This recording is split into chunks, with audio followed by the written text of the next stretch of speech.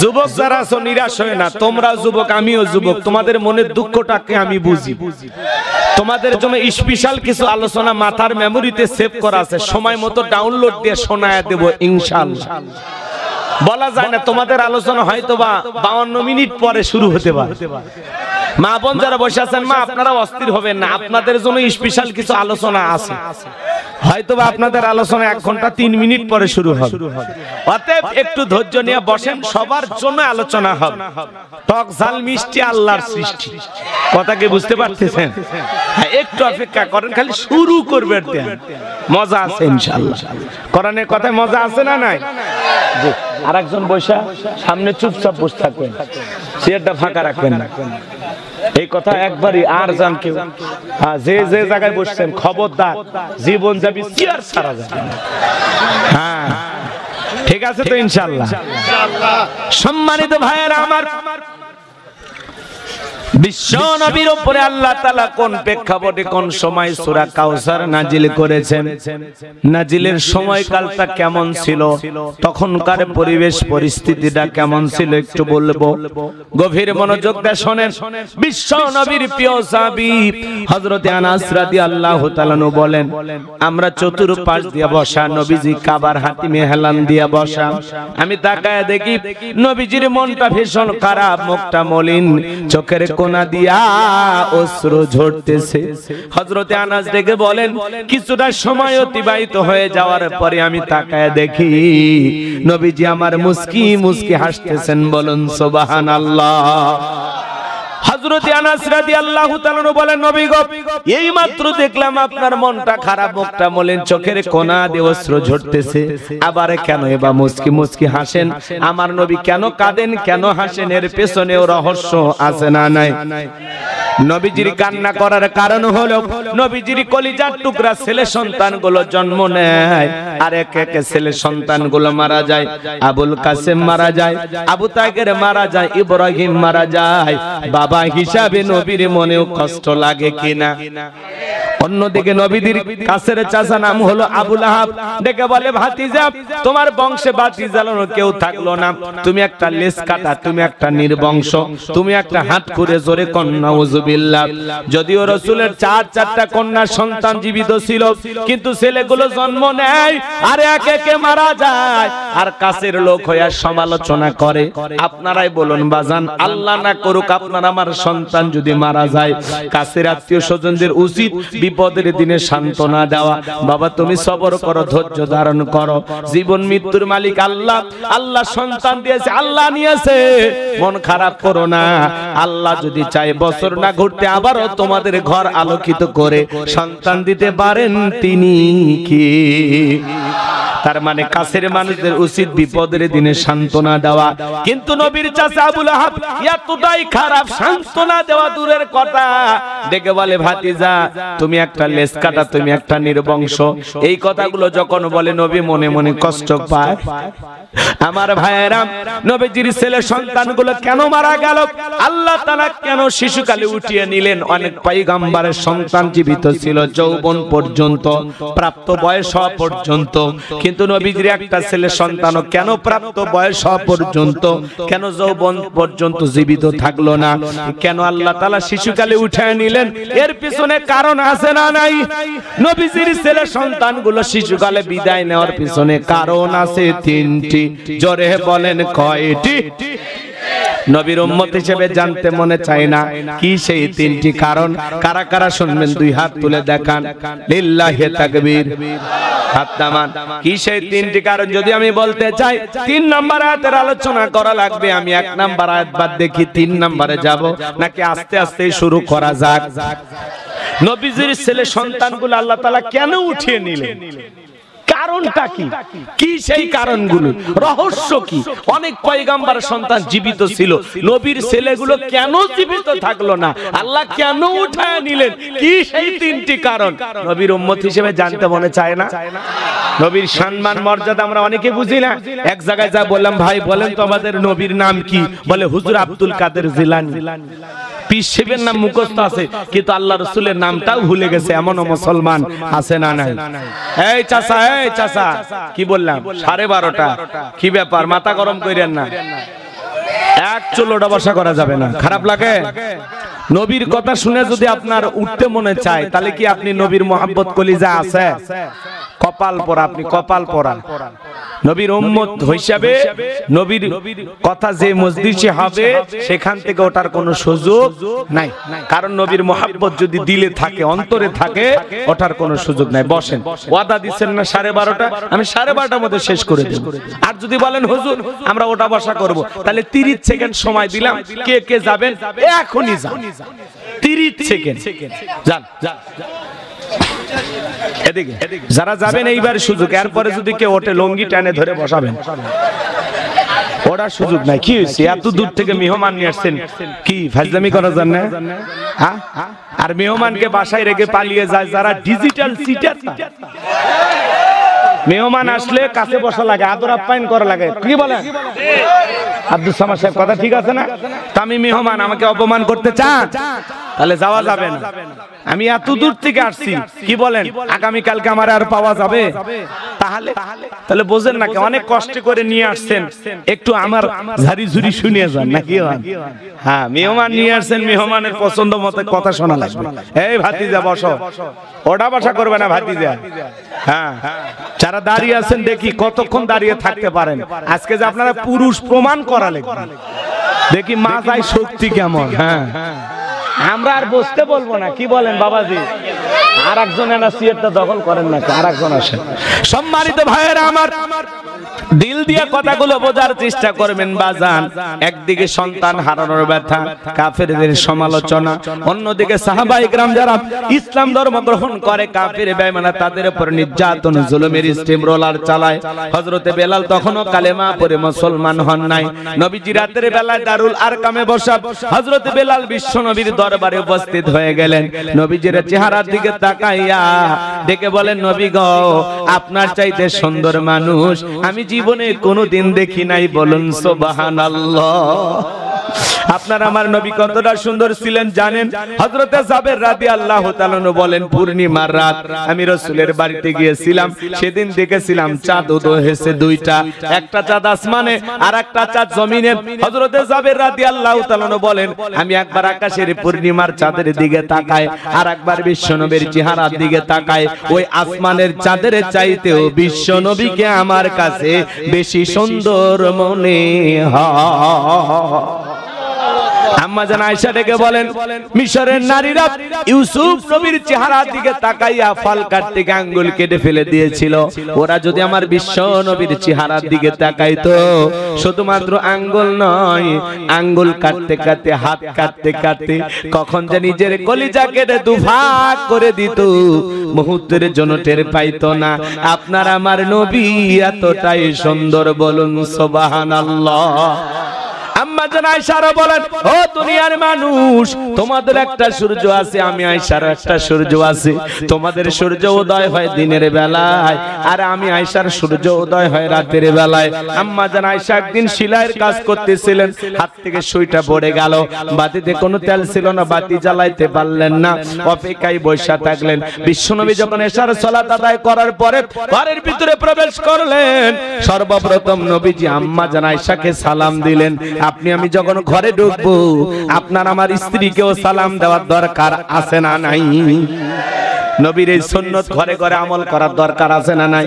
বাড়িতে যে আজকে বউকে সালাম দিবেন, আসসালামু আলাইকুম রহিমা, কেমন আছো সোনা? ঘরের দরজাটা খোলো না, আমি তোমার লিটনের বাপ, তোমার দিওয়ানা। বউ খুশি হয়ে দরজা খুলে দেবে। কথা বলেন ঠিক কিনা?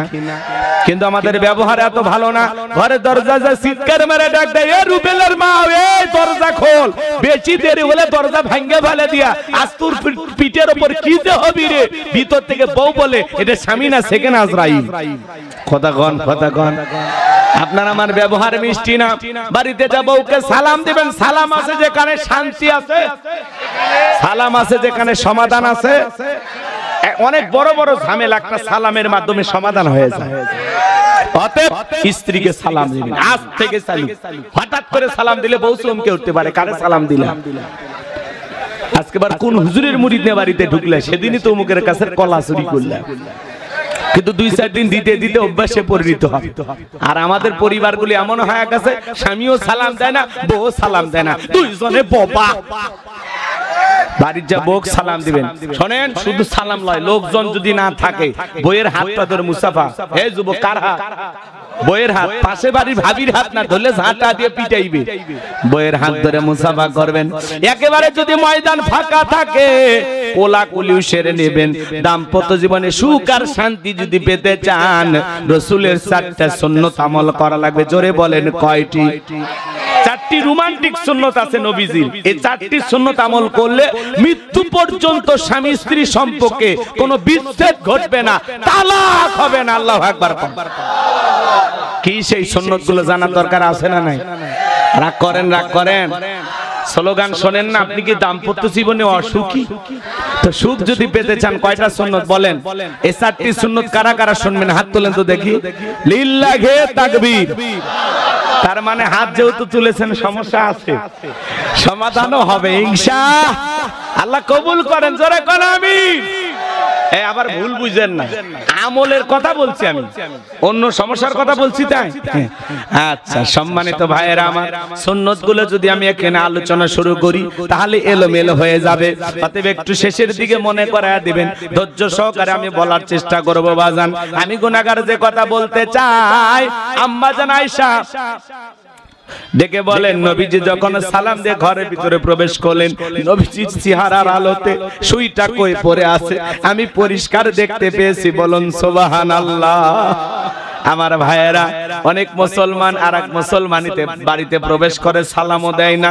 সূরা নূরের 27 নম্বর আয়াতে আল্লাহ স্পষ্ট জানিয়ে দিয়েছেন, মুমিন আরেক মুমিনের গৃহে প্রবেশ করতে হলে, এক মুসলমান আরেক মুসলমানের গৃহে প্রবেশ করতে হলে গৃহবাসীর অনুমতি নিয়ে সালাম দিয়া তারপরে প্রবেশ করা লাগবে।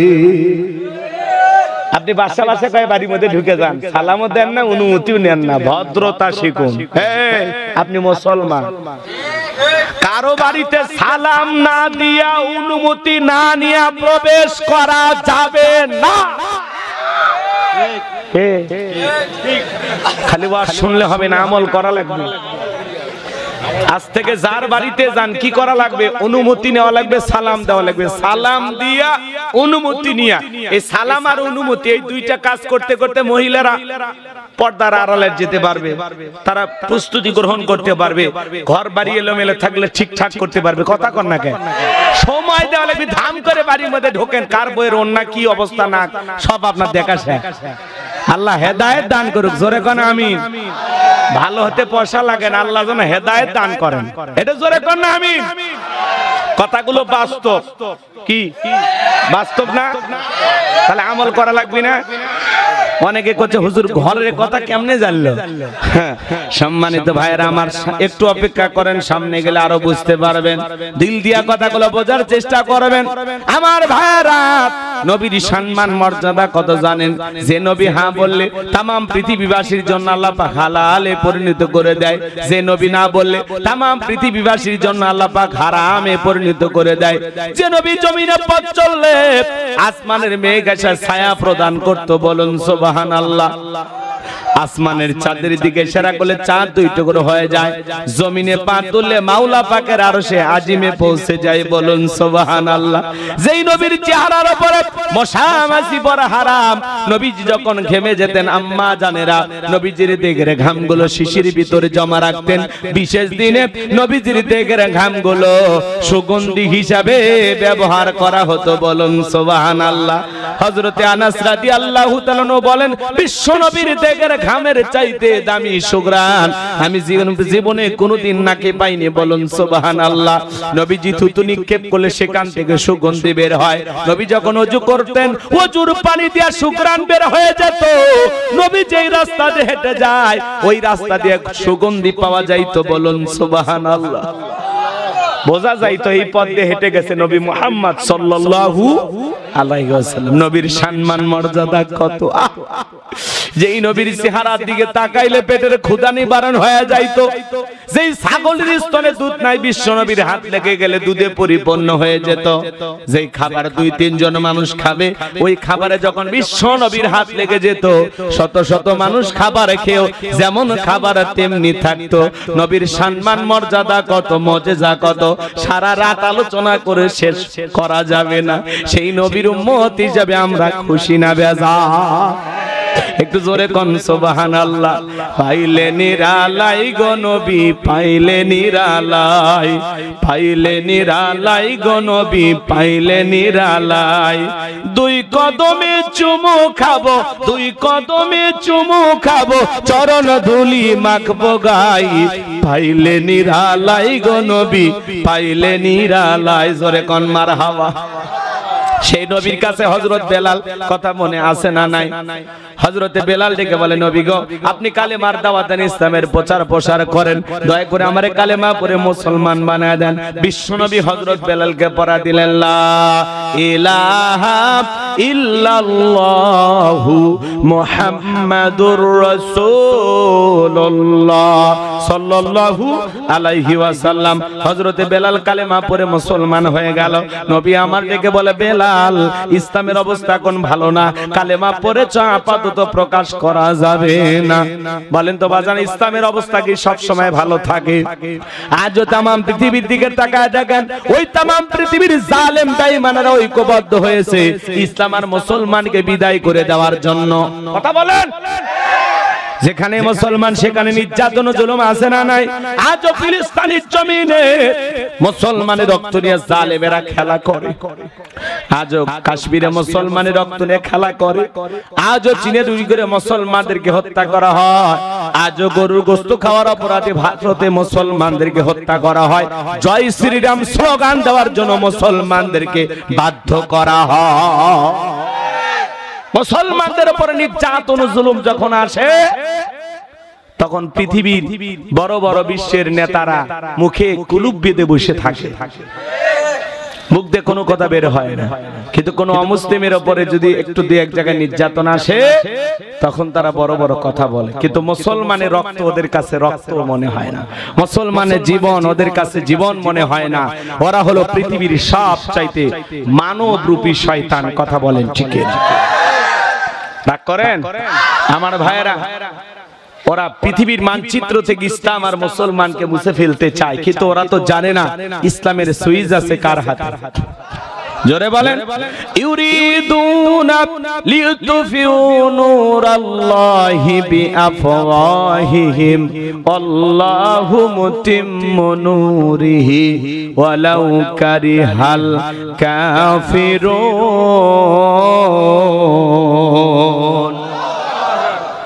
সূরা সফ আয়াত নাম্বার 8 আল্লাহ রাব্বুল আলামিন জানিয়ে দিলেন, কাফেররা চাই মুখের ফুৎকারে দ্বীনের আলোকে, ইসলামের আলোকে, কোরআনের আলোকে নিভায়ে দিতে। আমার আল্লাহ দেখে বলেন, আল্লাহু মুতিম্মু নূরিহি, এই জমিনে দ্বীনের আলোকে, কোরআনের আলোকে, ইসলামের আলোকে আমি আল্লাহ তাআলা প্রতিষ্ঠিত করে ছাড়ব। যদিও কাফের বেঈমানদের অন্তরে যত ধরনের জ্বালা যন্ত্রণা হোক না কেন, বলুন আল্লাহু আকবার। এজন্য ওরা যতই ষড়যন্ত্র করুক, কিয়ামত পর্যন্ত ইসলাম আর মুসলমানকে মুছে ফেলার ক্ষমতা পৃথিবীর কোন জালেমদের নাই। কথা বলেন ঠিক কি না? কিবা শুক্রবার, তারপরে দিন কিবা শনিবার, আগামী 12 এপ্রিল ঢাকা শহরে ওলামায়ে কেরাম ডাক দিয়েছেন, দলমত নির্বিশেষে সকল শ্রেণীর মানুষেরা অংশগ্রহণ করবেন মাস ফর গাজা। কথা বলেন না কেন? ডাক করতেছেন। এখানে থাকবেন ডক্টর মিজানুর রহমান আজারি ভাই, শাইখ আহমদুল্লাহ, আল্লামা মামুনুল হক, এইভাবে অসংখ্য ওলামায়ে কেরাম থাকবেন ইনশাআল্লাহ। পুরো পৃথিবীতে একটা নতুন ইতিহাস সৃষ্টি হবে ইনশাআল্লাহ। পুরো পৃথিবীবাসী দেখবে যে বাংলাদেশের মুসলমানেরা কেমন ফিলিস্তিনের মুসলমানদেরকে ভালোবাসে। কথা বলেন ঠিক কিনা?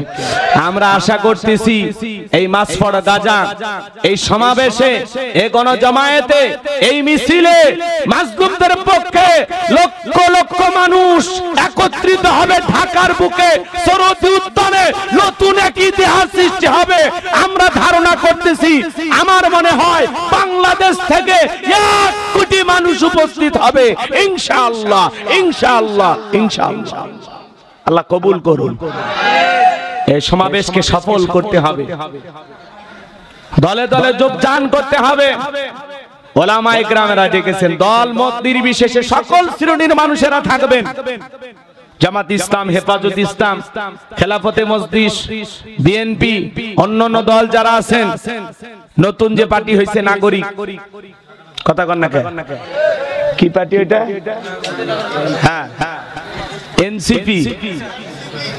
রাগ করতেছেন আপনারা? তো বাংলাদেশের যত রাজনৈতিক দল আছে, ছাত্রদের দল বলেন আর অন্যান্য রাজনৈতিক দল বলেন, সবাই দল মত নির্বিশেষে একত্রিত হবে ইনশাআল্লাহ। আমার ভাইয়েরা আমাদের ভাইদেরকে হত্যা করবে আর আমরা ঘরে বসে থাকবো? আমাদের প্রতিবাদ জানানো দরকার আছে না না? বিশ্বের যে সমস্ত মুসলিম রাষ্ট্রনায়কেরা মুসলমানদের উপর নির্যাতন জুলুম দেখে চুপ করে আসে, আমরা মনের সবটুকু ঘৃণা নিয়ে তাদেরকে ধিক্কার জানাই। সে সমস্ত মুসলিম শাসকদের যারা ফিলিস্তিনের মুসলমানদের নির্যাতন জুলুম দেখার পরেও একটা কথা বলে না, এরা হলো মানব রূপী শয়তান। কথা বলেন না কেন? ধিক্কার জানাই ওই সমস্ত রাষ্ট্রনায়কদের যারা মুসলমান হওয়ার পরেও মুসলিমদের উপরে নির্যাতন জুলুম দেখেও শিশুদেরকে হত্যা করা হয়, নারীদেরকে হত্যা করা হয়, হাজার হাজার নিরপরাধ মুসলমানদেরকে হত্যা করা হয়। এটা দেখার পরেও যারা প্রতিবাদ করে না, ওই নামধারী মুনাফিক মার্কা মুসলমানের সাথে আমাদের সম্পর্ক থাকতে পারে না। কথা বলেন ঠিক কিনা? কষ্ট পাচ্ছেন নাকি আপনারা? সম্মানিত ভাইরা আমার, যেখানে মুসলমান সেখানে নির্যাতন জুলুম আছে না নাই? আমি যে কথা বলতে চাচ্ছিলাম বাজান, দিল দিয়া কথাগুলো বোঝার চেষ্টা করবেন। বাংলাদেশেও যারা মুসলমানদের উপর নির্যাতন জুলুম করেছিল, আলেমদের রক্ত নিয়ে খেলা করেছিল, হেফাজত ইসলামকে 13 মে শাপলা চত্বরে রাতে রাধারে যারা হত্যা করেছিল, মুসলমানের রক্ত নিয়ে যারা খেলা করেছিল, মুসলমানদের সাথে যারা বাড়াবাড়ি করেছিল, আজকে তারা ক্ষমতার চেয়ার ছুঁয়ে পালিয়ে গেছে। কথা কোন ঠিক কিনা? এজন্য জুলুম করতে নাই। যারা বড় বড় কথা বলতো হারাবো না, পালাবো না, কই পালিয়েই তো গেলেন, কথা তো ঠিক থাকলো না। কথা বলেন না কেন আপনারা? রাগ করে, রাগ করে। আছে আমাদের নেত্রী আছে, পেলে গেছে। আহারে, বড় বড় কথা বলতো, পালিয়ে গেছে। ওই জন্য তো আমি বলি আগামীতে সিদ্ধান্ত নেবেন, আর যাই হোক কোন নারীকে এই দেশের প্রধানমন্ত্রী বানাবে, যেই দলেরই হোক, আগামীতে পুরুষ প্রধানমন্ত্রী চাই। কারা কারা 2 হাত তুলে দেখান। লিল্লাহে তাকবীর। নারীদের দেখার দিন শেষ, আগামীতে পুরুষের বাংলাদেশ, পুরুষ হবে আমাদের প্রধানমন্ত্রী। মেয়ে মানুষের রাগ বেশি, জেদ বেশি, অভিমান বেশি, জানেন না? স্বামীর সাথে ঝগড়া লাগে হাড়ি পাতিল ভেঙে ফেলে দেয়, স্বামী তুলে আছাড় মারে, রাগ করে সংসার তুইয়া বাপের বাড়ি পালিয়ে যায়। 20 কোটি জনগণ রাইখা, দেশ রাইখা, ক্ষমতা রাইখা পালিয়ে গেছে। ওই জায়গায় পুরুষ হলে কি পালাইতো? হ্যাঁ, রাগ করেন আপনারা? রাগ করবেন না। পালিয়ে যায় কি আছে? ডক্টর ইউনূস সাহেব, উনি বাংলাদেশে আরেকজনকে নিয়ে আসছেন যার নাম আশিক চৌধুরী, একজন ব্যাংকার, এই বর্তমান যুগের একজন মেধাবী মানুষ। বাংলাদেশকে আগামী 2035 সালের মধ্যে পৃথিবীর উন্নত রাষ্ট্রগুলোর মধ্যে একটা দেশ বানানোর জন্য যে স্বপ্ন তিনি দেখাইতেছেন, আলহামদুলিল্লাহ, ওনার পরিকল্পনা যদি বাস্তবায়ন করা যায়, ওনার পরিকল্পনাকে যদি কাজে লাগানো হয়, মনে রাখবেন বাংলাদেশ সিঙ্গাপুর হইতে আর দেরি হবে না ইনশাআল্লাহ। কারণ এই সোনার মানুষগুলো দুর্নীতি করবে না। কথা বলেন। আর আগামীতে আমরা আমাদের সমাজের প্রধানমন্ত্রী যাদেরকে বানাবো, সৎ, যোগ্য, নির্ভীক, আল্লাহওয়ালাদেরকে সমাজের নেতা বানাইতে হবে। টেন্ডারবাজ, চাঁদাবাজ, দুর্নীতি করে এই সমস্ত মানুষদেরকে সমাজের নেতা বানানো যাবে না, যাবে না, যাবে না। কথা বলেন না কেন আপনারা? ভালো মানুষ দরকার, যেই দলেরই হোক, সৎ মানুষ দরকার, দেশপ্রেমিক দরকার। ডক্টর ইউনূসের মতো যারা দেশের জনগণের জন্য কাঁদবে, দেশের গরিব মানুষের জন্য যাদের মায়া থাকবে, কান্না থাকবে, গরিব মানুষকে কিভাবে ধনী করা যায়, গরিব মানুষদের ভাগ্যের কিভাবে পরিবর্তন করা যায়। 84 বছর বয়সে বক্তব্য দিতে গিয়ে উনি কাঁদলেন আবু সাঈদের কথা বলতে বলতে।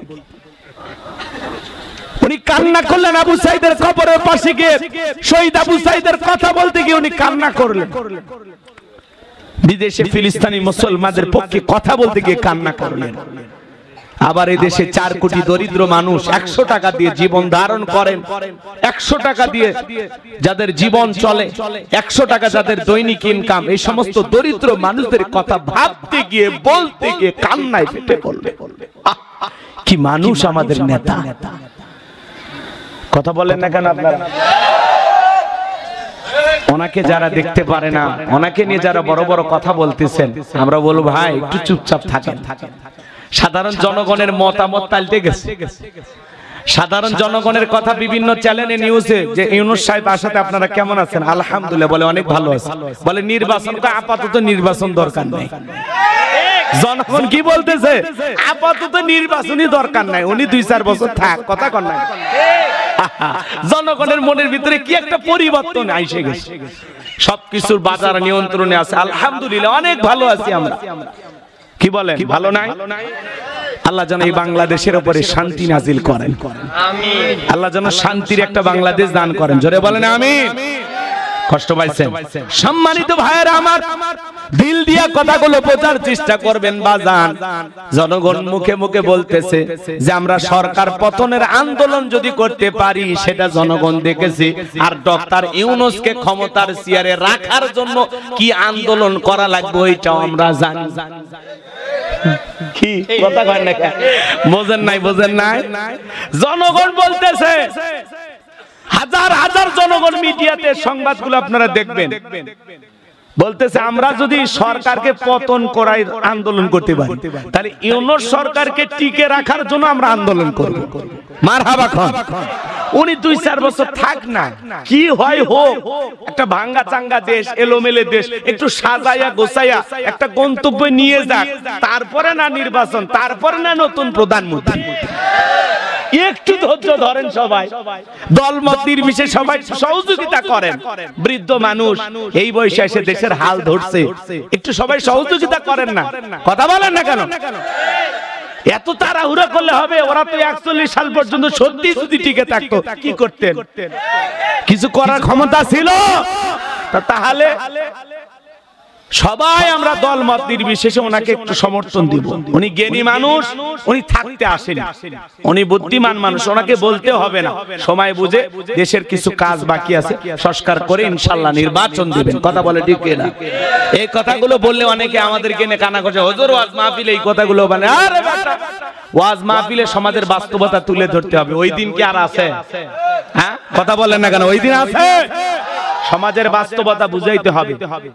সম্মানিত ভাইয়েরা আমার, দিল দিয়া কথাগুলো বোঝার চেষ্টা করবে। আমি গুনাহগার যে কথা বলতে চাচ্ছিলাম, মন খারাপ করছেন বুঝি আপনারা। হযরতে বেলাল ডেকে বলেন, নবী গো, আমার জীবনের কোনো দাম নাই। আমার মনে বোমাইকে বলেছিলাম উট দুম্বা ছাগল পেশাব পায়খানা করে দেয়, ওই ঘরে থাকতে আমার বড় কষ্ট হয়। আমার ভাইয়েরা, হযরতে বেলাল ডেকে বলেন, আমি যখন আমার মনিবকে এই কথা বললাম, ওমায় ডেকে বলে, বেলাল রে, উট দুম্বা ছাগলের দাম আমার কাছে আছে, কিন্তু তোর মতো কালো হাফসি বেলালের দাম আমার কাছে নাই।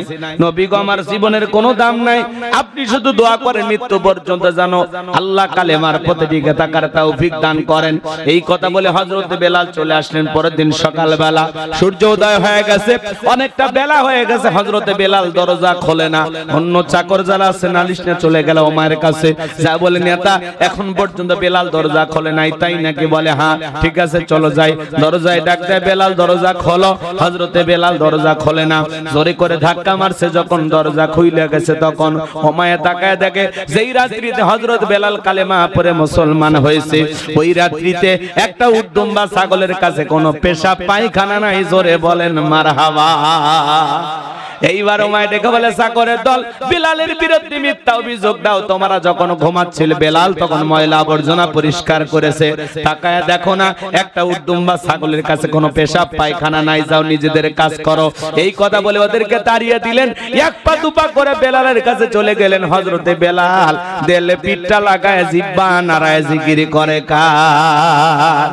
এইবার হালকা করে ধাক্কা মারছে, যখন জবান দিয়ে কালেমার আওয়াজ বের হয়েছে তখন এইবার ওমায় ডেকে বলে বেলাল তোর জবান দিয়ে কি শুনলাম, তুমি কি মুসলমান হয়েছো?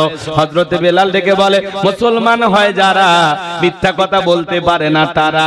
ওয়াকুলু কাওলান সাদীদা, মুসলমানেরা হবে সত্যবাদী, মুসলমানেরা কখনো মিথ্যাবাদী হতে পারে। মুসলমান সত্য কথা বলতে হবে। আমাদের সমাজে দেখেন এমনও মানুষ আছে মিথ্যা বলতে বলতে চেহারা বেঁকা হয়ে গেছে, এক পা কবরে চলে গেছে, এত মিথ্যা কথা বলে শয়তান পর্যন্ত বলে আমি এত খারাপ না। কথা কোন ঠিক কি না? হযরতে বেলাল ডেকে বলে গতকাল রাত্রিতে নবীজির হাতে হাত রেখে আমি কালেমা পড়ে মুসলমান হয়েছি। এই কথা শোনার পরে ওমায় ডেকে বলে বেলাল এখনো সময় আছে, উটদুম্বা ছাগলের মালিক বানায়া দেব, থাকার জন্য ভালো ঘরের ব্যবস্থা করে দেব। বেলাল রে, নবী মুহাম্মাদের কালেমা ত্যাগ করে আবারও ফিরে আসো। হযরত বেলাল রাদিয়াল্লাহু তাআলা ডেকে বলেন আমার মনে বনায়া পৃথিবীর সব সম্পদ যদি দিতে চাও, দুনিয়ার কোন পার্থিব সম্পদের বিনিময়ে বেলাল তার ঈমান বিক্রি করবে না। বলে আমার কথা না শুনলে বড় নেতা আবু জেলকে খবর দেব। হযরতে বেলাল ডেকে বলে কোন বড় নেতা ছোট নেতা কাউকে কোনো টাইম নাই, আমি দুনিয়ার কোন আবু জেলকে ভয় করি না, আমি ভয় করি আমার আল্লাহকে। এইবার ওমায় দৌড়ে চলে গেল আফজলের বাড়িতে, যায় বলে নেতা সংবাদ খুব খারাপ, আমার বাড়ি কিন্তু দাস বেলাল কালেমা পড়ে মুসলমান হয়েছে। তাই নাকি? বলে হ্যাঁ। ঠিক আছে যাও। আবু জেলের সাঙ্গ পাঙ্গ ক্যাডার মাস্তান ছিল, যাদের কাজই হলো মুসলমানদের উপর নির্যাতন জুলুম চালানো। আজও তাম পৃথিবীর দিকে তাকায় দেখবেন ওই জালেমদের বিশেষ একটা বাহিনী থাকে, যাদের কাজই হলো টুপিওয়ালা দাড়িওয়ালা ইমানদার আল্লাহওয়ালাদের উপর নির্যাতন জুলুম চালানো। কথা বলেন ঠিক কি না? এইবার আবু জেল সাঙ্গ পাঙ্গ নিয়ে আসে, বলে বেলাল এই দিকে আয়। এ বেলালের সব কি শুনছি, তুমি কি নাকি মুসলমান হয়েছো? হযরতে বেলাল ডেকে বলে হ্যাঁ আমি মুসলমান হয়েছি। আবু জেল ডেকে বলে বেলাল আমি তোরে পার্সোনাল ভাবে মহব্বত করি, তুমি যদি চাও উটদুম্বা ছাগলের মালিক বানায় দেব, থাকার জন্য ভালো ঘর বাড়ি বানায় দেব, ব্যবসা বাণিজ্য যদি করতে চাও দিরহাম টাকা পয়সা যা লাগে দেব। বেলাল তুমি চাইতে দিই, তোমার চাহিদাটা পূরণ করতে দেরি করব না। হযরতে বেলাল ডেকে বলে আবু জেলের দুনিয়ার সব সম্পদ যদি আমাকে দিতে চাও, দুনিয়ার সব সম্পদ ছাড়তে রাজি, বিশ্ব নবীর কালেমা ছাড়তে রাজি নাই। বলুন সুবহানাল্লাহ। হযরতে বেলালকে এইবার আবু জেল ডেকে বলে এ বেলাল এত বড় লোভনীয় প্রস্তাব দিলাম রাজি হইলা না, সোজা আঙ্গুলে ঘিউ না উঠলে আঙ্গুলে একটু বাঁকা করা লাগবে। এই কথা বলে যুবকদের লেলিয়ে দিলে চাবুক দিয়ে পিটাও। হযরতে বেলালকে চাবুক দিয়ে পিটানো শুরু করা হলো। এরা যত জোরে চাবুক মারে বেলাল তত জোরে আল্লাহর কালেমার জিকির করে। বলুন আল্লাহু আকবার। চাবুক দিয়ে পিটাইতে পিটাইতে কালো চামড়াগুলো ফেটে রক্ত ঝরা শুরু হয়ে গেল।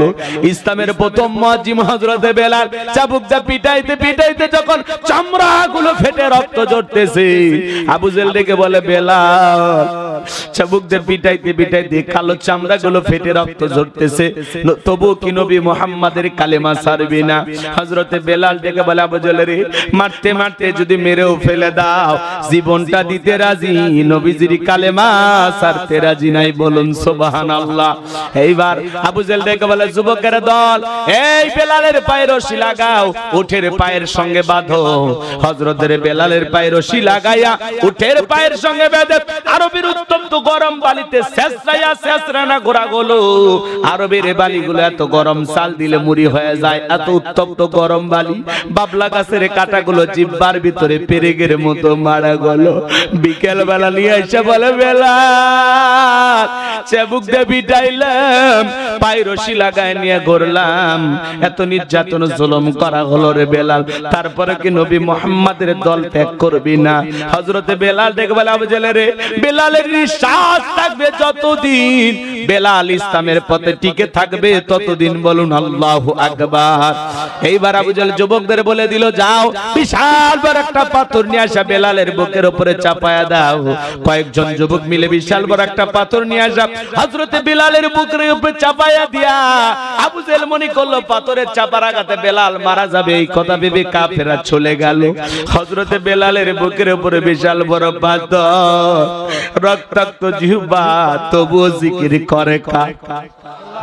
আরেকটু জোরে বলেন কা। এ বাজান, আপনাকে আমাকে জিকিরি করার জন্য কেউ মারে না, পেটে না, ধমক দেয় না, আমরা তবু আল্লাহর জিকিরি করি না। আমরা বড় কপাল পরা। হাদিস শরীফের ভিতরে আসছে, যার জিহ্বাটা আল্লাহর জিকিরে তরুতাজা থাকে, আল্লাহর জিকিরে ভিজা থাকে, ওই জিহ্বাওয়ালা মানুষ কোনোদিন জাহান্নামের আগুনে জ্বলবে না। বলুন সুবহানাল্লাহ।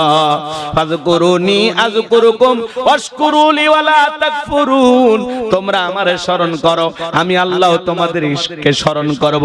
কৃতজ্ঞতা প্রকাশ করো, অকৃতজ্ঞ হয়ো না। এজন্য বাজান মাঠে কাজ করতে করতে জিকির করা যায়, ব্যবসা বাণিজ্য করতে জিকির করা যায়, দোকানদারি করতে করতে জিকির করা যায়, রাস্তা দিয়ে পথ চলতে চলতে জিকির করা যায়। সব সময় জবানে চালু রাখবো জিকির, সুবহানাল্লাহ, আলহামদুলিল্লাহ, আল্লাহু আকবার, লা ইলাহা ইল্লাল্লাহ, লা ইলাহা ইল্লাল্লাহ, সুবহানাল্লাহি বিহামদিহি, সুবহানাল্লাহিল আযীম। এগুলো জবানে হালকা, আমি জানের পাল্লায় সওয়াব অনেক বেশি। বলুন সুবহানাল্লাহ। আমার ভাইরা দিল দিয়ে কথাগুলো বাজান, রক্তাক্ত জিহ্বানে চোখের পানি ছেড়ে দেয়। হযরত বেলাল কাঁদে আর ডেকে বলে আল্লাহ। বুকের উপরে পাথর থাকার কারণে তোমার মতো মালিকের জিকির করতে বড় কষ্ট হয়। তুমি তো সেই আল্লাহ, ইব্রাহিমের জন্য যদি নমরুদের আগুনকে ফুলের বাগান বানায় দিতে পারো, ও আল্লাহ তুমি কি পারো না বেলালের বুকের পাথরটাকে তুলার মতো নরম বানায় দিতে?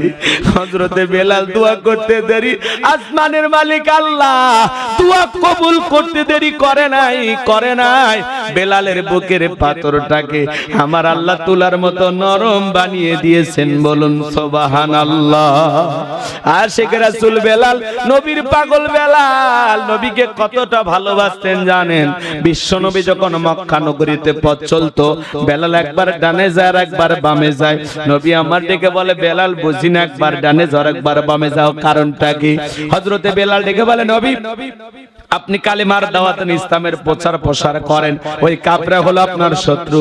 আপনাকে টার্গেট করে যদি ডান থেকে তীর নিক্ষেপ করে গো নবী, ওই তীরটা যেন সর্বপ্রথম আমি বেলালের বুকের ভিতরে ঢোকে।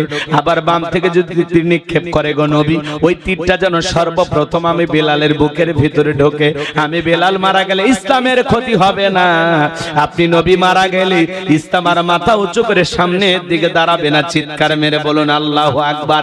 সেই বেলাল উপরে নির্যাতন জুলুমের কথা বিশ্ব নবীর কান পর্যন্ত যখন পৌঁছে গেল, নবী আমার ডেকে বলা, বকর বেলালের কষ্টের কথা আর সহ্য হয় না, যাও যাও তুমি আমার বেলালের জন্য একটা কিছু করো। হযরত আবু বকর সিদ্দিক রাদিয়াল্লাহু তাআলা কয়েক গুণ দাম বেশি দিয়া গোলামীর জীবন থেকে হযরত বেলালকে আজাদ করলেন। কাফেররা যখন বেলালের রুমে প্রবেশ করলো, হাত বাঁধা পা বাঁধা, বুকের উপরে পাথর, ওরা তাকায় দেখে বেলালের নিঃশ্বাসের সাথে পাথর ওঠে আর নামে। হযরত আবু বকর বেলালকে আজাদ করলেন, মুক্ত করলেন। এই যখন ইসলামের অবস্থা, একদিকে সন্তান হারানোর ব্যথা, অন্যদিকে সাহাবায়ে কিরামদের উপর নির্যাতন ও জুলুম। এজন্য নবীজির মনটা ভীষণ খারাপ। নবীর যখন মন খারাপ, নবীকে সান্ত্বনা দেওয়ার দায়িত্ব কার? আমার আল্লাহ ডেকে বলে, জিবরাইল, এ জিবরাইল, আমার বন্ধুর মা নাই, বাবা নাই, আমি স্যার আমার বন্ধুর কেউ নাই রে জিবরাইল। আমার বন্ধুর মনটা হয়েছে ভারী, আমি আল্লাহ সইতে নাহি পারি। লাহু মাহফুজ থেকে সূরা কাউসার নিয়ে যায় আমার বন্ধুর উপরে নাজিল কর তাড়াতাড়ি। বলুন আল্লাহু আকবার। নবী আমার ডেকে বলে, আনাস, আমার কান্না করার কারণটা তোমরা জানো?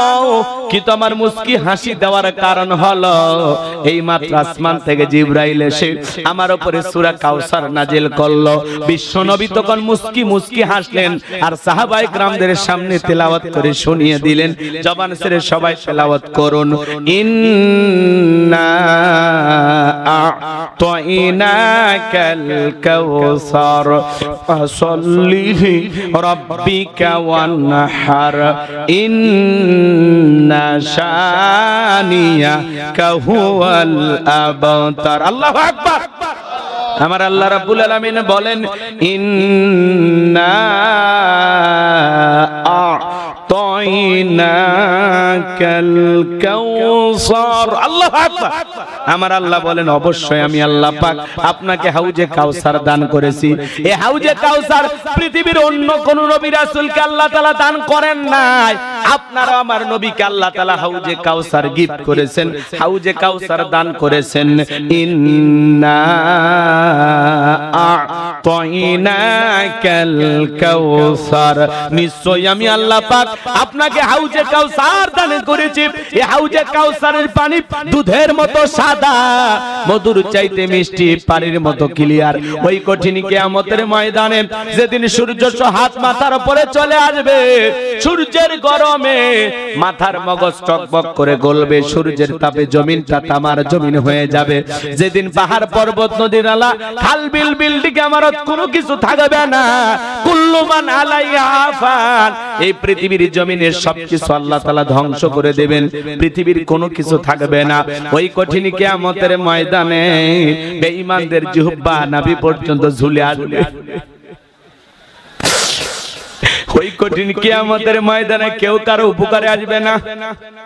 ইয়াউমা ইয়াফিরুল মারউ মিন আখি ওয়া উম্মিহি ওয়া আবি ওয়া সাহিবাতিহি ওয়া বানি, যেদিন ভাই ভাইয়ের কাছ থেকে পালিয়ে যাবে, মা বাবা সন্তানদের কাছ থেকে পালিয়ে যাবে, স্বামী স্ত্রীর কাছ থেকে পালিয়ে যাবে, স্ত্রী স্বামীর কাছ থেকে পালিয়ে যাবে, সন্তানরা পিতা মাতার পরিচয় দেবে না। যেদিন কিয়ামতের ময়দান কায়েম হয়ে যাবে, এ বাজান বিচার দিবসের একদিন হবে 50,000 বছরের সমান। যেদিন আল্লাহর আরশের ছায়া ছাড়া আর কোনো ছায়া থাকবে না, ওই ছায়ার ভিতরে আল্লাহ তাআলা 7 শ্রেণীর মানুষকে ছায়া দান করবেন।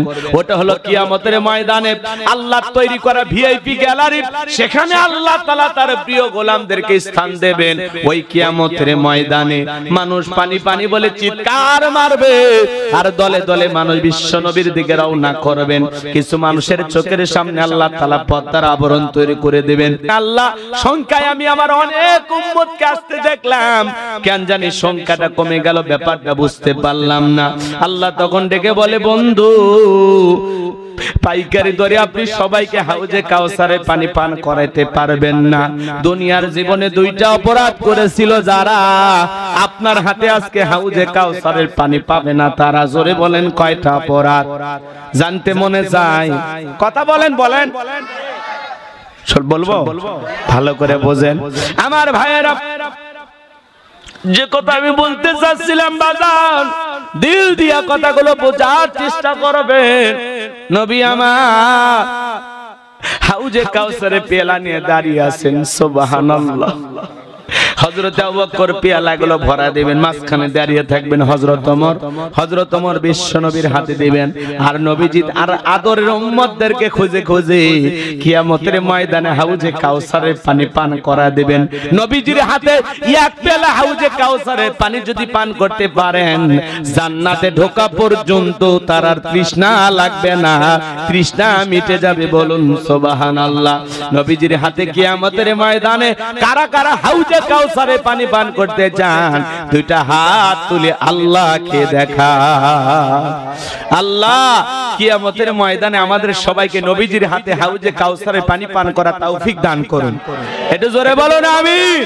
ও আল্লাহ, আসমান থেকে কুদরতি নজর দিয়ে তাকায় দেখো, এই দিনাজপুরের মানুষগুলো নবীজির হাতে কিয়ামতের ময়দানে এক পেয়ালা পানি চায়। আল্লাহ আল্লাহ আমাদের সবাইকে নবীজির হাতে হাউজে কাউসারের পানি পান করা তৌফিক দান করুন। জোরে বলেন আমিন। আরেকটু জোরে বলেন আমিন। হাত নামান, হাত নামান আমার ভাইয়েরা। তো তখনই জবান বন্ধ হয়নি, আর এখন বন্ধ হবে। কথা কন নাকি আপনারা? তাহলে লন্ডন আমেরিকার আইন দিয়ে আর ভারতের পানি পড়া দিয়া সমাজ রাষ্ট্র পরিচালনা হলে শান্তি আসবে না। ডক্টর কামেলাত তৈরি করা সংবিধানকে লাথি মেরে আল্লাহর সংবিধান দিয়া আল্লাহর পাঠানো কোরআনের পার্লামেন্ট কায়েম হবে না ততদিন, শান্তি আসবে না ততদিন। তাহলে চুরি বন্ধ করতে হলে, দুর্নীতি বন্ধ করতে হলে, চাঁদাবাজি বন্ধ করতে হলে আল্লাহর আইন চালু করা দরকার আছে না নাই? এই জমিন আল্লাহর আইন চালু হোক। কারা কারা চান হাত তুলে দেখা। লিল্লাহে তাকবীর।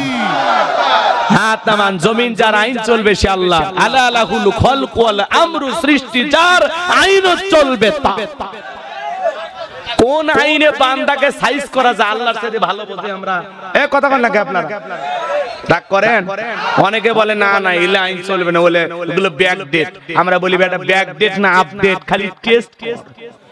কথা কয় না কে? একজন জিনাকারী নারী পুরুষের বিচার আল্লাহর আইন অনুযায়ী করেন? করেন না। পাথর মারে দুনিয়ার জমিন থেকে একজন খালি বিদায় করেন। নারীকে ইফটিজিং করা দূরের কথা, বাঁকা চোখে তাকানো দূরের কথা, মাঝে মাঝে যুবকদের স্বপ্নদোষ বন্ধ হয়ে যেত। কথা কোন ঠিক কিনা? আল্লাহর আইন যে বিচার না করা পর্যন্ত চুরি, দুর্নীতি, খুন, ধর্ষণ বন্ধ হবে না, হবে না, হবে না। কথা বলেন। লাগবে কার আইন? কষ্ট হয়। আল্লাহর আইনের কথা বললে সমস্যা আছে? এটাকে আমার বাপের দলের কথা? আল্লাহর আইনের কথা। আমি আল্লাহর বান্দা, আমি আল্লাহর পক্ষে কথা বলবো। কথা কোন ঠিক না? আল্লাহর আইনের পক্ষে আমরা আছি না নাই? আমরা আল্লাহর বিধানের পক্ষে। আমরা আল্লাহর গোলাম। দুনিয়াতে আসছে আল্লাহর গোলামি করার জন্য। কথা হবে কোরআন এবং সুন্নাহর আলোকে। কি বিরক্ত হইছেন?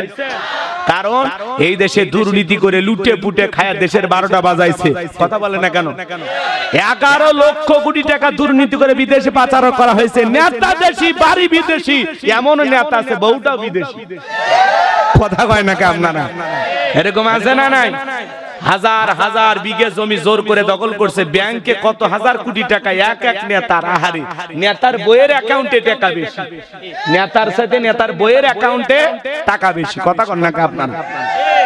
হাজার হাজার কোটি টাকার জায়গা জমি সব ফেলে নেতারা পালিয়ে গেছে। আছে আছে আছে।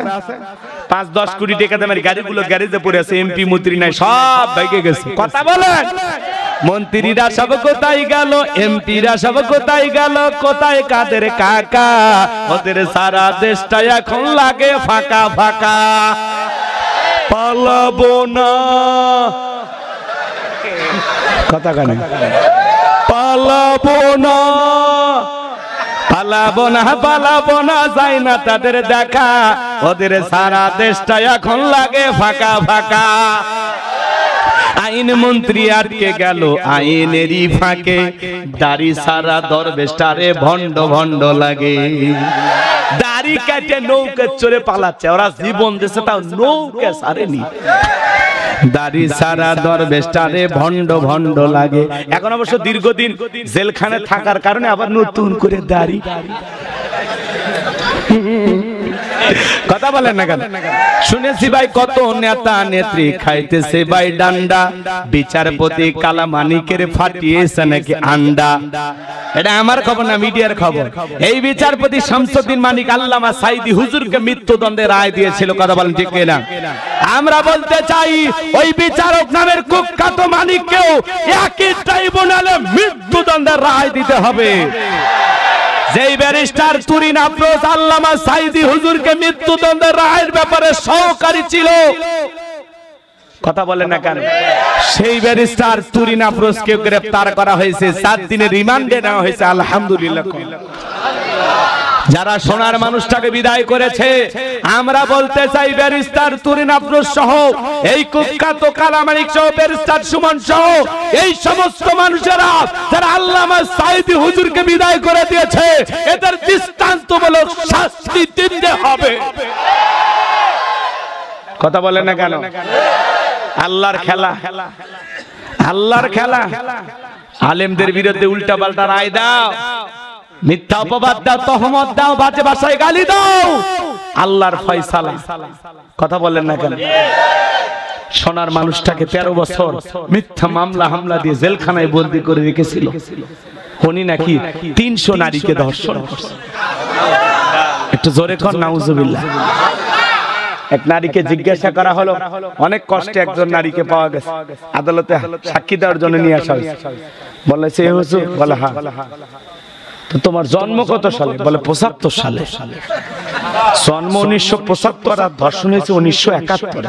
স্বপ্নেও সম্ভব?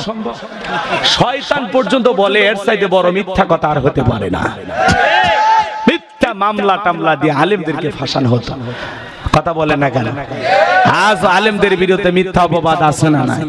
কথা বলেন। যারা আলেমদেরকে ধর্ষণকারী বলবে, বাজে ভাষায় মন্তব্য করবে, বুঝে নেবেন ওদের চরিত্রে গন্ডগোল। এরা ভালো মানুষের রক্ত দিয়ে জন্ম হয়নি। কথা বলে না কেন? আল্লামা সাঈদীর কোনো অপরাধ ছিল না। কথা বলেন ঠিক কি? কি কণ্ঠ, কি আওয়াজ, কি বক্তব্য!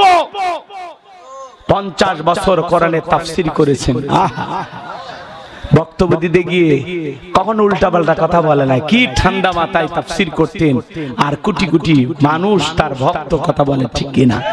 লক্ষ লক্ষ মানুষ ময়দানে মৌমাছির মতো বৈশা কোরআনের মধু আহরণ করত। সুবহানাল্লাহ! কি আওয়াজ, কি কণ্ঠ!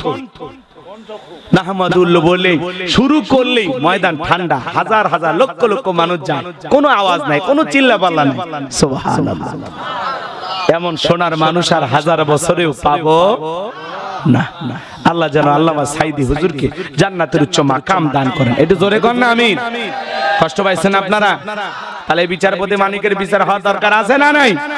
কষ্ট নেবেন না ভাইয়েরা আমার। লম্বা হবে, আমি লম্বা করতে চাই না, সংক্ষিপ্ত কথা বলে দিয়ে যায়। ফাসল্লি রব্বিকা, রবের উদ্দেশ্যে সালাত, নামাজ হবে একমাত্র রবের জন্য। শুধু মসজিদটা সুন্দর করলে হবে না, মসজিদে যারা সালাত আদায় করবে বলেন তো তাদের মনটাও সুন্দর হওয়ার দরকার আছে না নাই? বাংলাদেশে জুমার নামাজের জন্য মসজিদ ভাঙে 2 তলা 3 তলা করা হয়। ফজরের নামাজের সময় এক কাতার মুসল্লি পাওয়া যায় না, এমন মসজিদ আছে মুয়াজ্জিম একাই আযান দিয়ে একাই নামাজ পড়ে। কথা বলেন ঠিক কি না? এজন্য আল্লাহর কোন কোন বান্দা আছেন বাজান, আল্লাহকে রাজি খুশি করার জন্য আজ থেকে 5 ওয়াক্ত সালাত মসজিদে গিয়ে জামাতের সহিত আদায় করবেন। 2টা হাত তুলে আল্লাহকে দেখান। আল্লাহ আমাদের সবাইকে 5 ওয়াক্ত নামাজি বানায় দেন। জোরে বলেন আমিন।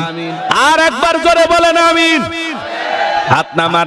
2 নাম্বার হলো ওয়ানহার। ওয়ানহার মানে কুরবানি করা, নিজের আমিত্বকে কুরবানি করা, অহংকারকে কুরবানি করা, নিজের ভিতরে থাকা পশুসুলভ আচরণকে কুরবানি করা।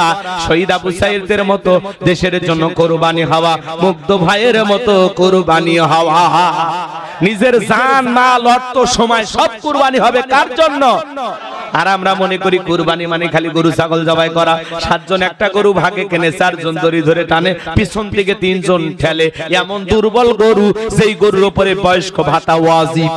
হাঁটে যাওয়ার শক্তি নাই, কোলে করে নিয়ে যায়। হুজুর বলতেছে ভাই এই দুর্বল গাবি জবাই করলে হবে না। বলে হুজুর উপরে হাত দেখা গেল, ভিতরে গোশত সেট করা আছে। কথা কন না কেন? ওই দুর্বল গরু যেগুলো বয়স বেশি হয়ে গেছে, টান দিবেন এর থেকে বীরগঞ্জ চলে যাবে, আবার ছেড়ে দিবেন রসুলপুর বাজারে চলে আসে। কথা কন না কে আপনারা? এগুলো গাবি জবাই করবেন না। তা সরুন না দিন, চমৎকার হুষ্টপুষ্ট দেখতে সুন্দর গাবি জবাই করা লাগবে। কুরবানির রোজ আমি করব না, আপনাদের মসজিদের ইমাম সাহেব করবে। কিন্তু যারা কুরবানি দেবেন 3টা জিনিস খেয়াল রাখবেন। 1 নাম্বার হলো নিয়ত সই করা লাগবে। ইন্নামাল আমালু বিন্নিয়াত, প্রত্যেকটা কাজ নিয়তের উপর নির্ভরশীল। অনেকে বলে কুরবানি না দিলে ছেলে মেয়ে মানুষের গোশতের দিকে তাকায় থাকবে, অতএব কিস্তি তুলে হলেও কুরবানি দেব। হবে না গো, হবে। রাগ করেন? কয় জামাই বাড়িতে গোশত না পাঠালে মান সম্মান থাকবে না। গ্রামে আমার কিছু টাকা পয়সা হয়েছে, যদি কুরবানি না দেই মানুষ কৃপণ বলবে। এরকম চিন্তা ভাবনায় কুরবানি দিলেই হবে না। আর আগে খাওয়ার নিয়ত কে? লক্ষ টাকা রাগ করেন?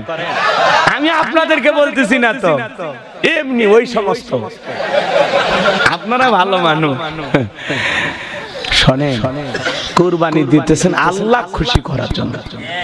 তাহলে নিয়ত হলো আমি আল্লাহকে খুশি করতে চাই। জবাই করার পরে আত্মীয় স্বজনকে দিয়ে খাবেন, গরিব দুঃখীকে দিয়ে খাবেন। কুরবানি করা মানে কি? ত্যাগ করা, উৎসর্গ করা, স্যাক্রিফাইস করা, বিলিয়ে দেয়া, বন্টন করা। ভোগের নাম কুরবানি নয়, ত্যাগের নাম কুরবানি। অন্যের মুখে 2 টুকরা গোশত দিয়ে হাসি ফুটানোর নাম হলো কুরবানি। আর আপনি খালি ফ্রিজ ভরাচ্ছেন আর মাসালা জিজ্ঞাসা করতেছেন ফ্রিজে কতদিন রেখে খাওয়া যায়। কথা কয় না কে? হ্যাঁ, এই কুরবানির গোশত ওই কুরবানি পর্যন্ত ফ্রিজে থাকে। খাইতে দিছে, আত্মীয় স্বজনকে বলে ভাই শক্ত শক্ত কেন? বলে কুরবানির গোশত ফ্রিজে ছিল তো। ওরে বদমাইশ, আছে না নাই? আর প্রতিবেশী মশলা বাইটা, আদা রসুন বাইটা, পেঁয়াজ ঝালমরিচ বাইটা বসে আছে, যদি কেউ 2-4 টুকরা দিয়ে যায় একটু বাচ্চাদেরকে রান্না করে খাওয়াবে। ছোট্ট গরিব বাচ্চাগুলো আহারে তাইকে বলে মা কম মশলা নিয়ে বসে আছো, কই রান্না তো শুরু করো না। ও মা একটু রান্না করো না, আমরা গোশত খাবো। ঈদের দিনে গরিব মানুষগুলো আহারে মশলা বাইটা বসে আছে, আর আপনি একা খায় বিকেল বেলা মা সঙ্গে যায় গল্প করতেছেন। কুরবানি কিনে ঠকি নাই, জিতছি, গোশত 75 কেজি হয়েছে। হ্যাঁ, কথা কন না কে? আপনি ধনী, আল্লাহ দেওয়ার সামর্থ্য দিছে, 10 দিন পরে বাজার থেকে আবারও কিনতে পারবেন, কিন্তু ওই গরিব মানুষ 6 মাসে হাফ কেজি গোশত কেনার ক্ষমতা নাই, ওরে আগে খাওয়ান। এই রিজের কি চাচা বেজার হয়েছেন আপনারা? অনেকের মন খারাপ করে, কলজেত লাগছে নাকি? ভালো হয়ে যান, আমি আপনাদের ভালো চাই। আরে দুনিয়ার সামান্য খাওয়া কয়দিন রে ভাই, একটু মানুষকে দিয়ে ধুয়েই খাওয়া লাগবে। কথা কর। তাহলে 1 নাম্বার হলো আল্লাহকে খুশি করার জন্য কোরবানি দেওয়া লাগবে নিশ্চয়ই। 2 নাম্বার সুদের টাকা, ঘুষের টাকা, হারাম উপার্জনের টাকা দিয়ে কোরবানি দিলে হবে না। ভাগে কোরবানি দিলেও হারাম খোর বেনামাজির সাথে ভাগ দেওয়া যাবে না। শেষ আর দাওয়াত হবে না। এই ওয়াজ করে আমার ইমামতি চলে গেছে। ওরা ইমামতি ওখান থেকে বাদ দিয়েছে, পরের মসজিদে যায় ওরা যা বেতন দিচ্ছিল আল্লাহ তার সাথে 6 গুণ বেতন বাড়ায়। তাহলে রিজেক্ট কমছে না বাড়ছে? আল্লাহ কয় এত বড় হক কথা বললি তো ঠিক আছে, তোর ইমামতি চলে গেল, যাই এসি মসজিদে ব্যবস্থা করে দিব। মারামা কন, এটা আল্লাহর খেলা। এক জায়গায় ইমামতি চলে যাবে, আর এক জায়গায় হবে। কথা কন নাকি আপনারা? বিরক্ত হয়েছে? সেই 10 সাল 11 সাল থেকে ইমামতি করি, রাগ করতেছেন? আলহামদুলিল্লাহ, কিন্তু আমি কোন জায়গায় টাকা পয়সা চাই না, ইমামতি করি। কথা কি বুঝতে পারতেছেন? এই ওয়াজে 2-4 টাকা চাই নি আর কি করবেন। একটা মাদ্রাসা বানাইছি, টাকা পয়সা লাগে না। কথা বলেন, 70 জন বাচ্চা, সমস্ত বাচ্চাদের খরচ আমি বহন করি। বাইরে কোনো কালেকশন নাই, কোনো কালেকশন নাই, যা কালেকশন করে আমি করি। কি বলে? কথা কন না কেন? রাগ করতেছেন আপনারা? সারা দেশের হাজার হাজার মানুষ ফোন দেয়, কয়টা দাওয়াত রাখবেন? এর মধ্যে 22 200 দাওয়াত রাখা লাগবে, যাতে ভালো দাওয়াত গুলো হয়। সব জায়গায় যাওয়া যাবে? এখনো কমিটি ফোন দেয়, কয় হুজুর 1000-5 টাকা দিয়ে ওয়াজ করে যান। কি করবেন? বলতেই পারে। এরকম যদি দাওয়াত নেই, কমপক্ষে 20 বছর বুক হয়ে যাবে।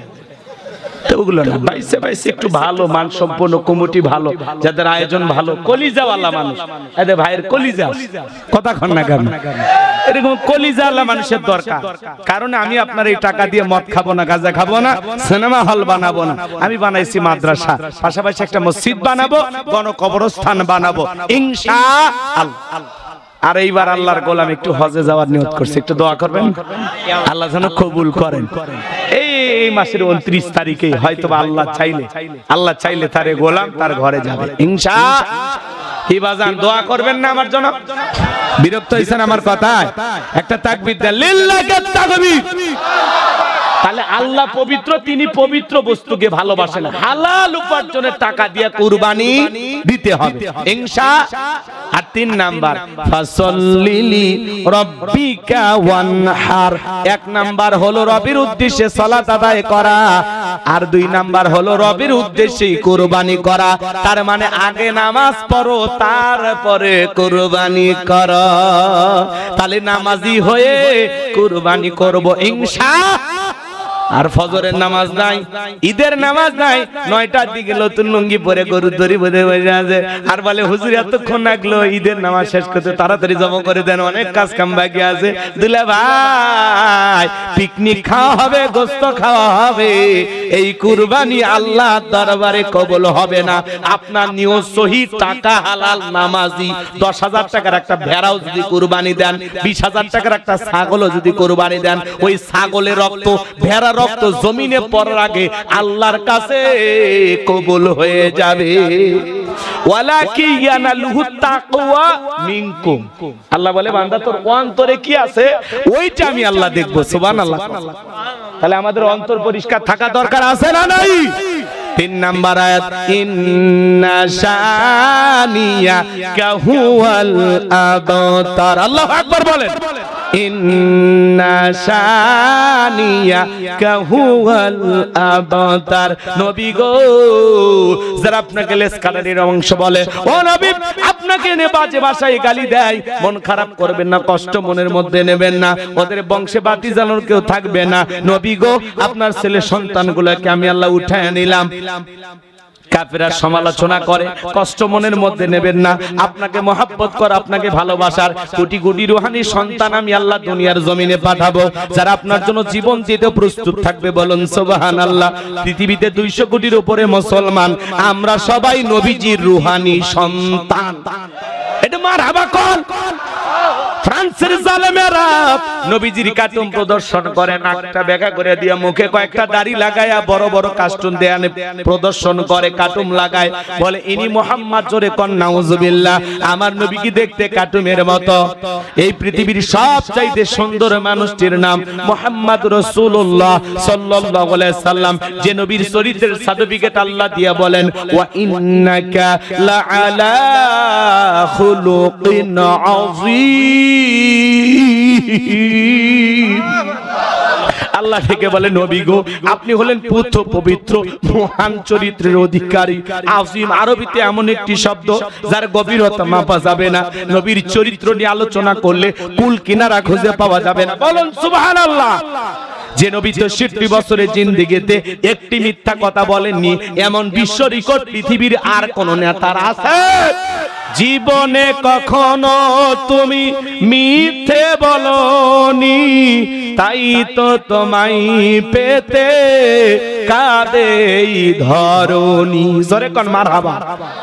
63 বছরের জিন্দেগিতে একটি মিথ্যা কথা বলেননি মুহাম্মদ রাসূলুল্লাহ সাল্লাল্লাহু আলাইহি সাল্লাম। কেমন সোনার বানর ছিলেন সেই নবীকে অকাত্য ভাষায় গালি দিয়েছিল একজন ব্যক্তি, যার নাম ছিল ওলীদ বিন মুগীরা।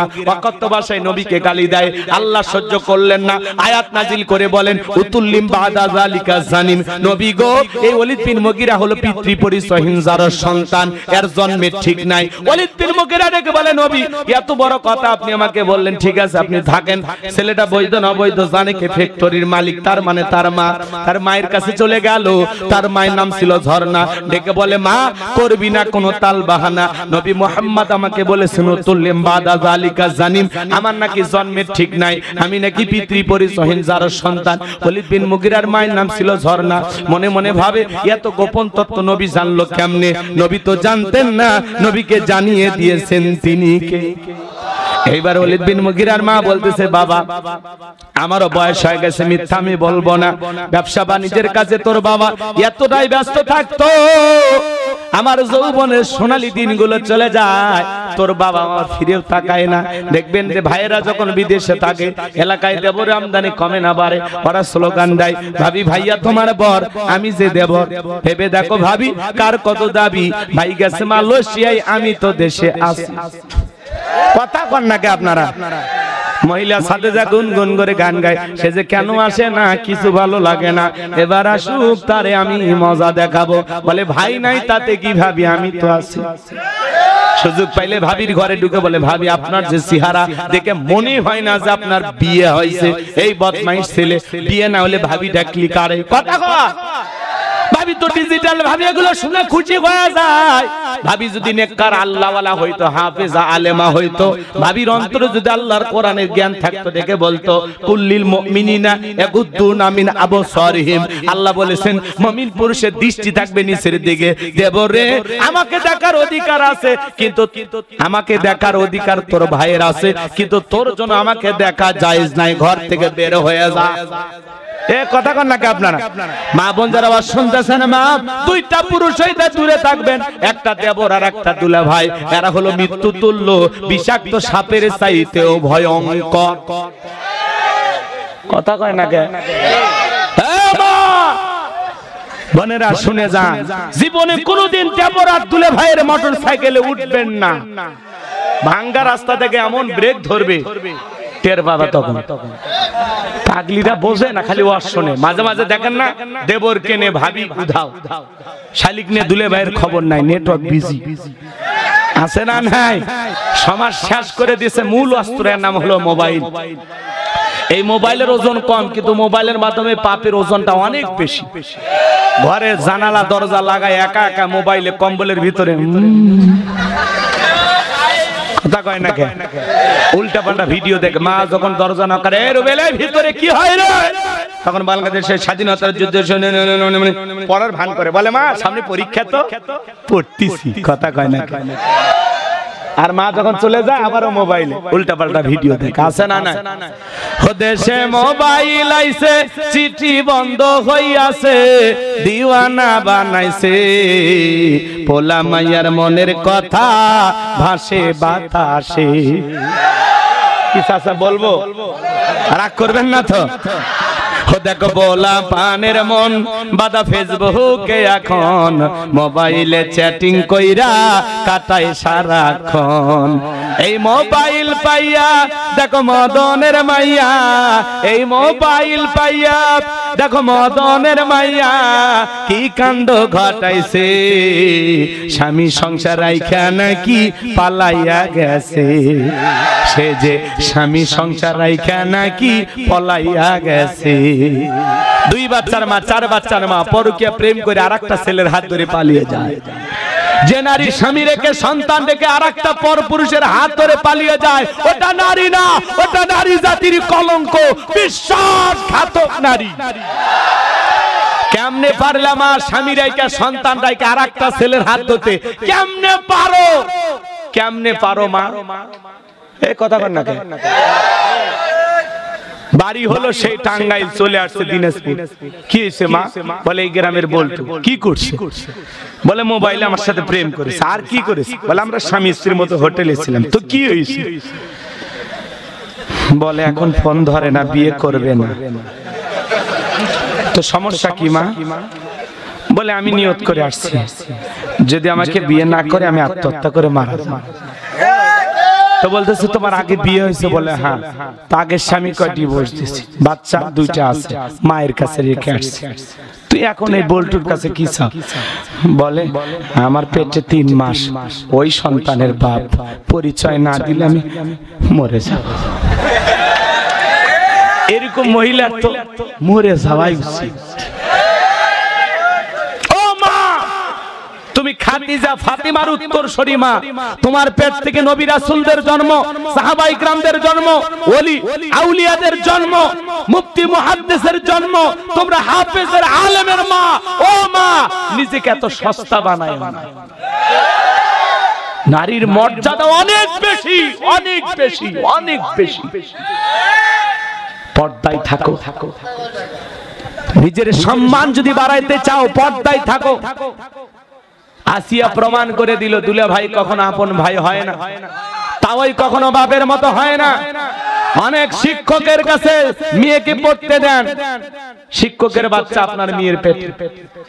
তার মানে কি শিক্ষক হইলে বাপের মতো হয় না? কথা বলেন ঠিক কিনা? হাজারো ঘটনা ঘটতেছে, কিন্তু আমরা শিক্ষা গ্রহণ করি না। মা বোনদেরকে বলো, মা খবরদার নিজেকে সস্তা বানাবেন না। আল্লাহ বলেন ওয়াকারনা ফি বুয়ুতিকুন্না ওয়ালা তাবাররাজনা তাবাররুজাল জাহিলিয়াতিল উলা, নারীরা তোমরা ঘরের ভিতর অবস্থান করো, খবরদার জাহিলিয়াতের যুগের মেয়েদের মতো নোংরা অশ্লীল পোশাক পরে নিজের দেহকে প্রদর্শন করো না। ও মা, পর্দা আপনাকে নিরাপত্তা দেবে, পর্দা আপনাকে সিকিউরিটি দেবে, পর্দাশীল নারীর উপরে আল্লাহর রহমত নাজিল হয়। যে নারী বোরকা পরবে, পর্দা করবে, ঢিলা ঢালা বোরকা পরে হাত মুজা পা মুজা লাগাইয়া রাস্তাতে হেঁটে যায়, মনের অজান্তে শ্রদ্ধা সম্মানে মাথাটা নত হয়ে আসে। নারীর আসল সৌন্দর্য হলো পর্দা। আর আপনার দেহের সৌন্দর্য, আপনার রূপ লাবণ্য দেখার একটা পুরুষের অধিকার আছে, তার নাম হলো আপনার স্বামী। পাগলিরা স্বামীর জন্য সাজে না, বিয়ে বাড়িতে দাওয়াত পাইলে আর মার্কেটের খবর পাইলে আর আব্বার বাড়িতে যাওয়া লাগলে সাজে। সাজা লাগবে স্বামীর, যেনারা বলছে তিরমিজি শরীফের হাদিস, আল্লাহ রাসূল বলেছেন কোন মাইক শেষ, মাইক বাজে না করে বা। আচ্ছা ঠিক আছে, শেষের দিকে কয়েক মিনিটের মধ্যে শেষ করে দেবো। কষ্ট হয়, খারাপ লাগে, লিল্লাহি তাকবীর। এই বক্সের আওয়াজ শোনা যায় না, এই বক্সের কাগজ খুলে দাও, বক্সের পর্দা খোলো। ওয়াল লাগিচ্ছে না, পর্দা লাগবে জায়গা মতো। আচ্ছা এদিক খেয়াল, খারাপ লাগতেছে নাকি আপনাদের বাজার? নারীদের পর্দা রাখার দরকার আছে না নাই? মা বোন যারা বসেছেন, আমার চারটি আমলে 8টা জান্নাতের দরজা আপনাদের জন্য খোলা। 1 নাম্বার নামাজ, 2 নাম্বার রোজা, 3 নাম্বার ফরজ পর্দা, 4 নাম্বার স্বামীর খেদমত। কথা বলে ঠিক কিনা? আমল কম দাম বেশি, আর কিচ্ছু করা লাগবে না। এই 4টে আমল করতে পারলে মা বোনদের জন্য 8টা জান্নাতের যে কোনো দরজা দিয়া নারীরা জান্নাতে প্রবেশ করবে। বলুন সুবহানাল্লাহ। এজন্য মা, নিজেকে সস্তা বানাবেন না, বেপরদায় চলাফেরা করবেন না। মা, স্বামীর আনুগত্য করবেন, স্বামীর কথা শুনবেন, বাহিরে গেলে পর্দা করে যাবেন। বাইরে যাইতে হবে, প্রয়োজন আছে, কিন্তু পর্দা করে যাবেন। আল্লাহ যেন মা বোনদেরকে পর্দা করার তৌফিক দান করেন। অনেক বোনেরা আছেন বোরকা পরেও নাচানাচি করে, লাফালাফি করে, উল্টা পাল্টা ভিডিও আমরা অনেক সময় সোশ্যাল মিডিয়াতে দেখি। এই সমস্ত মা বোনদেরকে বললো, মা, পর্দার অসম্মান করবেন না, যদি নাচায় লাগে তো কাপড় খুলে দেন। কথা কন না কেন? খবরদার, মানুষ বলবে যে বোরকা পরেও দেখো কি শয়তান। মা বাবার চাপে পরে বোরকা পরলে যা হয়, কথা কন না, বোরকা পরে নাচবেন না।